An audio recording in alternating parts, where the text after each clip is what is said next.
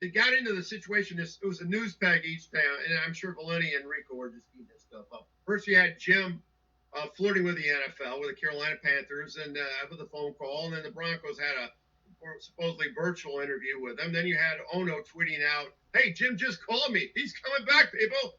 I need to let Ward Manuel know, which is like, oh, so you're going around both directions. Then you have the NC2A with the 4 level 2 allegations against Harbaugh. The Wolverines accepting him, but then the talks break down when Harbaugh remains defiant and doesn't want to admit he lied on those two. So that is completely broken down. And then you got that, and then these things will all just keep coming. Then you have quarterback coach and co-offensive coordinator Matt Weiss first suspended for a couple of days. Then surrounding a police investigation into a university computer access crime. Since he's been terminated, Mike, I'm leery that while we're taping press pass, something else coming down. I'm sure Rico's got his phone out, but sort this out for me from your perspective. How damaging is this in your mind, the Michigan football program, or will he just move forward? Yeah, they'll move forward. I saw Ward Manuel. He was actually out at the national championship game at SoFi Stadium. He was in attendance there. I don't know if he just didn't want to give up his ticket, thinking that Michigan was going to beat TCU. I mean, to me, this is all kind of convenient because it really takes all the attention away from what a terrible job Harbaugh did coaching Michigan against TCU. I mean, when you saw the way Georgia beat TCU 65-7, you're thinking to yourself, how in the world did Michigan lose? And it was the easiest pick of the season for me. I said that Georgia was going to demolish TCU.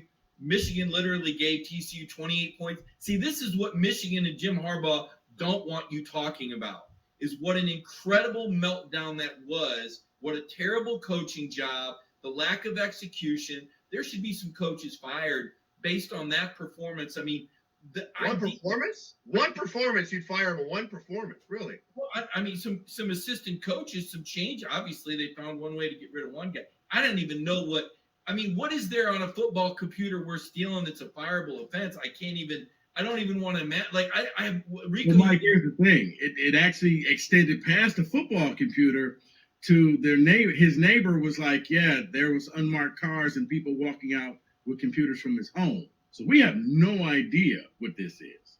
Yeah, it's a big. There's a lot of smoke around Michigan, as always. I mean, the meltdown at the end of the year. If you're a Michigan fan, it's got to be frustrating. I mean, it's almost like, Charlie Brown and Lucy. That she always just pulls the ball away. You think, well, maybe this is it.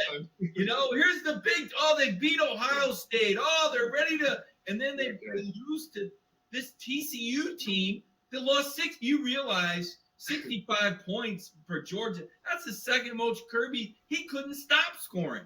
They were trying to slow it down. That's Mike, hey, Mike, guys.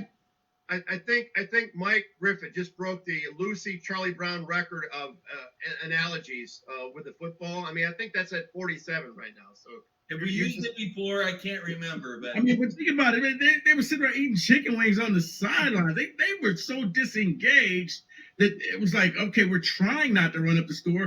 We just need to stop this big 6'2" running back that we have. Okay, let's get on the Michigan bastion. I get it. I understand it. They deserve it. But I got to get some insight from you, Rico, in terms of what do you think Jim Harbaugh and the Michigan program is going to do with this?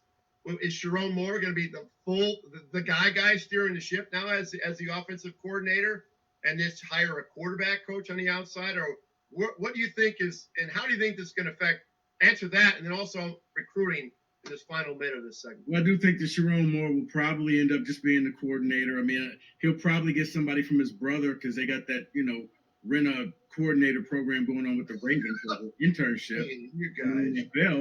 NFL. Recruiting wise, I mean, you're seeing it. He's still not landing top recruits because if you're a top recruit, every year he wants out. I mean, he called the Carolina Panthers. The Panthers had to come out and say, yeah, he called us, but we really didn't want him. Now, I guess the Broncos had some interest in him, but it just kind of stopped right there. So if you're a recruit, it's going to be difficult to buy in. And it's not even negative recruiting. It's just pointing out facts that Harbaugh wants out and he wants to get back to the NFL. Yeah. I feel like a slow pitch softball pitcher. You guys are knocking him out of the park. Coming next, Law of the Jungle here on Press Pass. Stay with us, folks. Call it